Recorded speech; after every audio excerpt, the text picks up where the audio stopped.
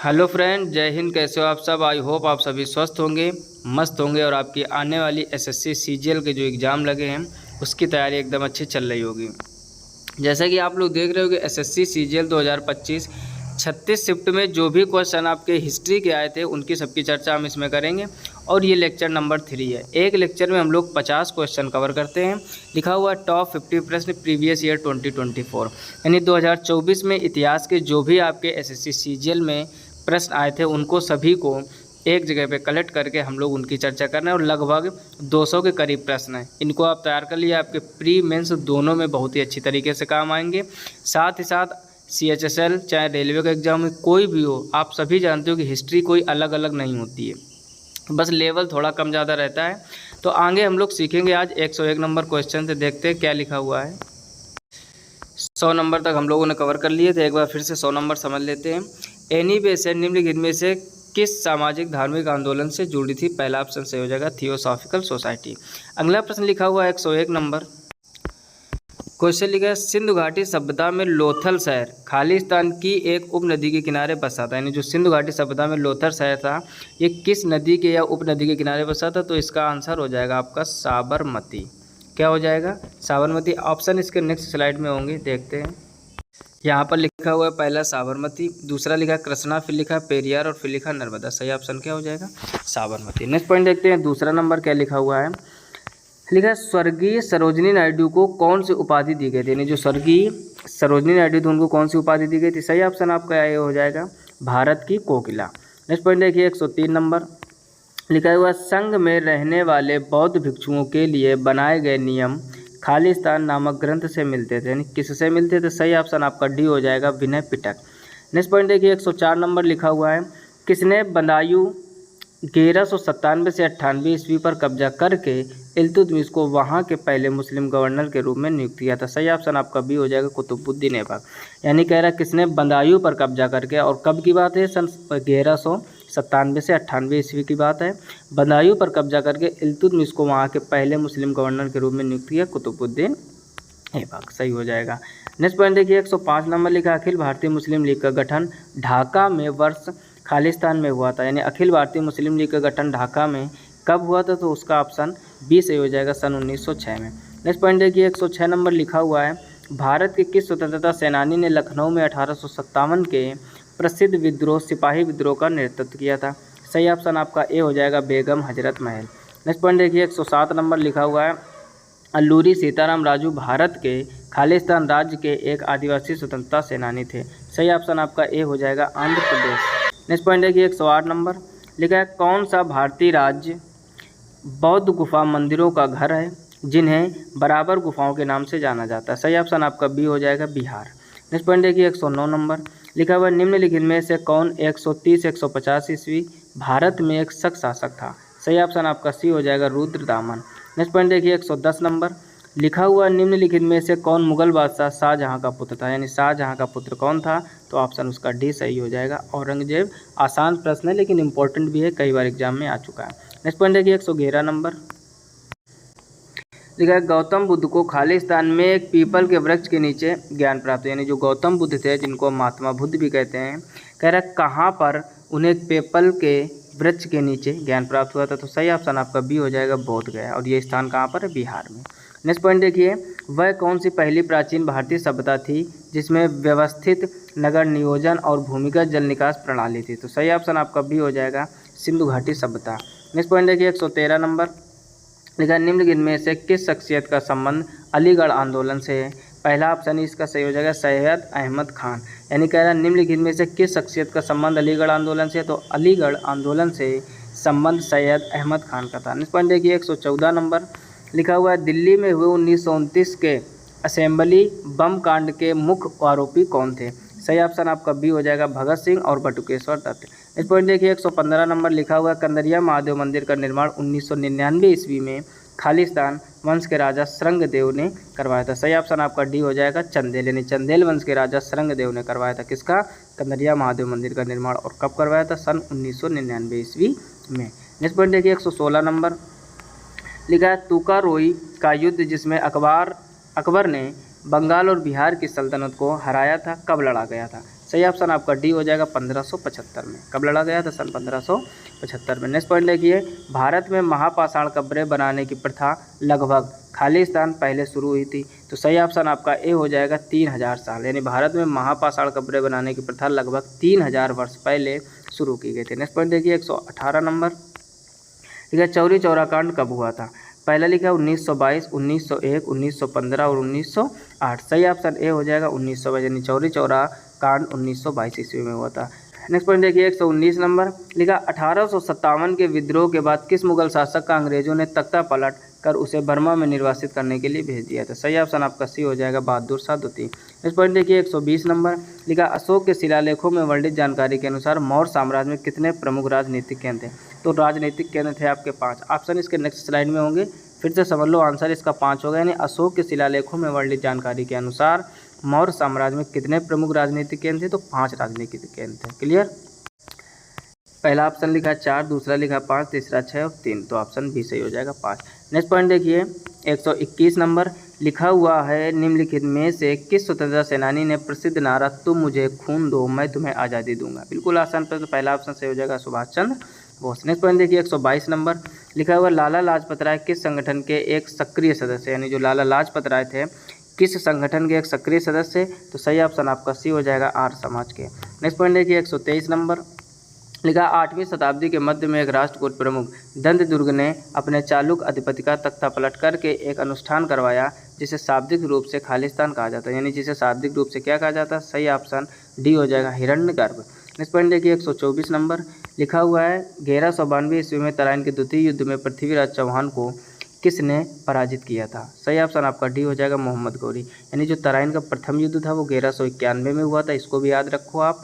और तराइन का द्वितीय युद्ध 1192 में हुआ था पृथ्वीराज चौहान और मोहम्मद गौरी के बीच, और पृथ्वीराज चौहान को किसने पराजित किया था? मोहम्मद गौरी ने, अर्थात मोहम्मद गौरी विजयी हुए थे। नेक्स्ट पॉइंट देखिए 125 नंबर, ठीक है, जैनों के अंतिम तीर्थकर कौन थे? यानी जो जैन हैं उनके अंतिम तीर्थकर कौन थे? तो सही ऑप्शन आपका सी हो जाएगा वर्धमान महावीर। नेक्स्ट पॉइंट देखिए 126 नंबर, लिखा है पहले खालिस्तान का चट्टान गुफा मंदिर दुनिया की सबसे बड़ी अखंड संरचना है। तो सही ऑप्शन आपका सी हो जाएगा एलोरा, यानी एलोरा का चट्टान गुफा मंदिर दुनिया की सबसे बड़ी अखंड संरचना है। नेक्स्ट पॉइंट देखिए 127 नंबर, लिखा है मेरठ के सिपाही खालिस्तान को मुगल सम्राट बहादुर शाह ने से मिलने के लिए लाल किले के फाटक पर पहुँचे। पहला ऑप्शन दिया 11 मार्च 1857, फिर दिया गया हुआ है 10 मार्च 1857, 10 मई 1857, 11 मई 1857। सही ऑप्शन आपका डी हो जाएगा 11 मई 1857, यानी मेरठ के सिपाही 11 मई 1857 को मुगल सम्राट बहादुर शाह से मिलने के लिए लाल किले के फाटक पर पहुँचे थे। नेक्स्ट पॉइंट देखिए 128 नंबर, लिखा हुआ है एक नाटक में हेमा ने कहा स्वराज मेरा जन्मसिद्ध अधिकार है और मैं इसे लेकर रहूँगी, यह नारा किस भारतीय स्वतंत्रता सेनानी ने दिया था? देखो क्वेश्चन डायरेक्ट भी पूछ सकता था कि स्वराज मेरा जन्मसिद्ध अधिकार है और मैं इसे लेकर रहूँगा का नारा किसने दिया? तब भी आपका ऑप्शन सही होता लोकमान बाल गंगाधर तिलक, लेकिन कितना घुमा दिया गया।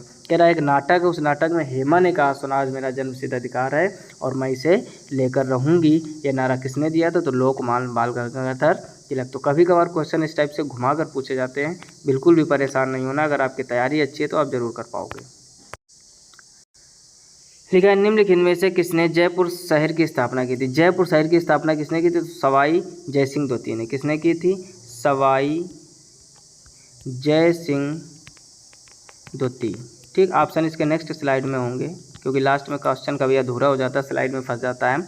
सवाई जय सिंह द्वितीय ने किया, तो देखते हैं इसके ऑप्शन। पहला लिखा राजा मान सिंह, फिर लिखा सवाई जय सिंह द्वितीय, फिर लिखा राजा भारमल, फिर लिखा हुआ पृथ्वीराज चौहान। सही ऑप्शन बी हो जाएगा। नेक्स्ट पॉइंट देखिए 130 नंबर, लिखा है यूनानियों द्वारा किस मौर्य शासक को अमित्रघात कहा जाता था? यानी यूनानियों द्वारा किस मौर्य शासक को अमित्रघात कहा जाता था? सही ऑप्शन आपका सी हो जाएगा बिंदुसार। नेक्स्ट पॉइंट देखिए 131 नंबर, लिखा है केरल के मध्य और उत्तरी भागों और तमिलनाडु के कोंगू क्षेत्र को नियंत्रित करने वाले चेर राजवंश का प्रतीक था। सही ऑप्शन आपका बी हो जाएगा धनुष और बाण। नेक्स्ट पॉइंट देखिए 132 नंबर, लिखा राष्ट्रकूट वंश के संस्थापक खालिस्तान थे, यानी राष्ट्रकूट वंश के संस्थापक कौन थे? सही ऑप्शन आपका ए हो जाएगा दंती दुर्ग। नेक्स्ट पॉइंट देखिए 133 नंबर, लिखा हुआ मोतीलाल नेहरू और CR दास ने किस आंदोलन में अपनी वकालत छोड़ दी थी? तो सही ऑप्शन आपका ए हो जाएगा असहयोग आंदोलन, यानी मोतीलाल नेहरू और CR दास ने असहयोग आंदोलन में अपनी वकालत छोड़ दी थी। नेक्स्ट पॉइंट देखिए 134 नंबर, लिखा है गोपुरम या मंदिर का प्रवेश द्वार किस मंदिर स्थापत्य की विशेषता है? सही ऑप्शन आपका सी हो जाएगा, दक्षिण भारतीय मंदिर स्थापत्य कला।